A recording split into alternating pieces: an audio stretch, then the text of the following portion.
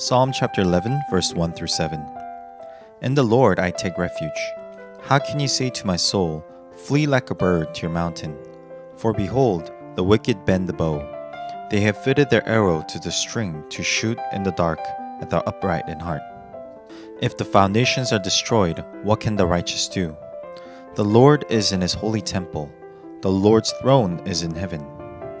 His eyes see, his eyelids test the children of man.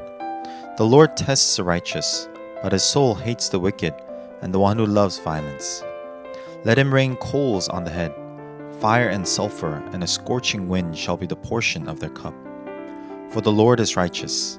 He loves righteous deeds. The upright shall behold his face. Today's psalm is a cry of David for God's protection as he flees from the dangers coming at him. Those around David gave him counsel to flee towards the mountain because of what the enemies of David are planning to do. But David found no sense of security in the caves of the wilderness and the shadows of the mountains.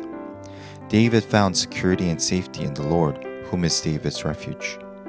David seeks the Lord for safety because God in his heavenly throne sees all that is going on. God may allow times of testing and tribulation for the righteous, for those whom God has called, but God will most definitely judge the wicked, as David alludes to Sodom and Gomorrah's destruction in his prayer.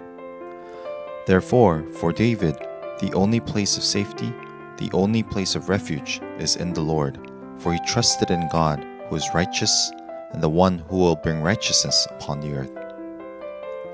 David understood that the time of tribulation he was facing was a time of testing given to him by God. That's why David sought the Lord, because he trusted in the power of God to work in his life. Like David, we who are called by Christ also face times of testing and trial. And during those times, the greatest place of refuge is in the Lord. James chapter 1 verse 12 says, "Blessed is the man who remains steadfast in the trial. For when he has stood the test, he will receive the crown of life, which God has promised to those who love him." As we meditate on David's psalm, let us seek the one who is righteous, our Lord who will deliver us and help us in our time of need.